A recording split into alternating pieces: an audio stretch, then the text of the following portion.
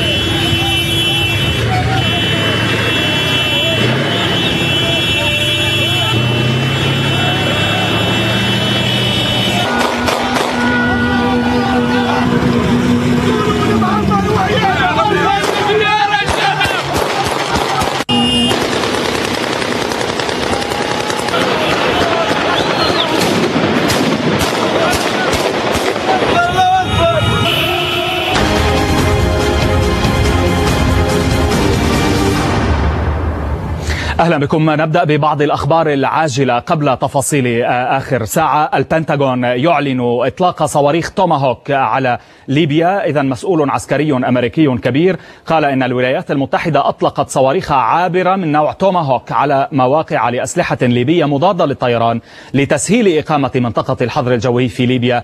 كما قال أيضا من ضمن الأخبار العاجلة أن مسؤولا أمريكيا قال إن عمليات التحالف هدفها منع هجمات القذافي على الليبيين، وهدفها أيضا إضعاف قدرته على مقاومة منطقة الحظر الجوية. ألان جوبي وزير الخارجية الفرنسي يقول إن الأمريكيين سيشاركون في شكل كامل في العمليات العسكرية في ليبيا، إضافة إلى أن مسؤولا أمريكيا أيضا قال للتحالف نحو 25 سفينة وغواصة في البحر المتوسط، بعضها قريب من الساحل الليبي. إذن بدأت الليلة الحرب على النظام الليبي.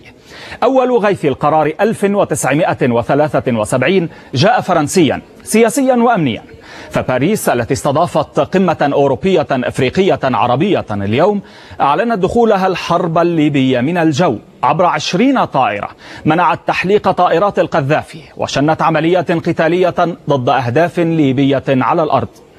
أما واشنطن فدخلت هي الأخرى في الصراع معلنة جهوزية التحالف الدولي قبل أن تصبح بنغازي في عهدة القذافي مجددا، مرسلة 3 غواصات عبر البحر الأبيض المتوسط إلى شواطئ طرابلس.